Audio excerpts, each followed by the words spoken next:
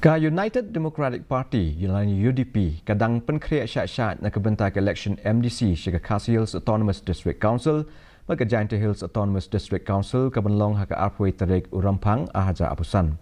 Working President keseng uba Tito Starwell Khan ula pentikna bagi seng ketemu ban penyekun habun Tylli ke jaka habaro Tylli ke council, bat ya ketup kerteng ban ningkong jongi kertong ladap ban pelain. Ketup kerteng ke baar kan sami ha ke bakut jong uni usnam, bat ketup ke bakadu on penmi ha ke basdang jong ukala lingkot aja apsan. Uba khan ula penpau baka seng kalala banum penyeng kertong ha ke wei ni Tylli constituency na marki jengete baladon lupa baka seng Hill State People's Democratic Party lani HSPDP.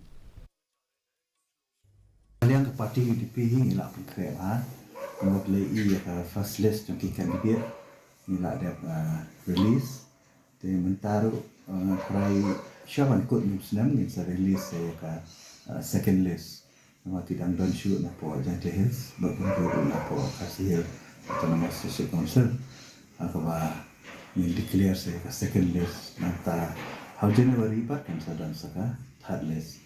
kumbalong menta ki ngilak pengkreat na baro ki jan baro konstitusi. Let's say like not away are let's say konstitusi ni nula bukan dia mengi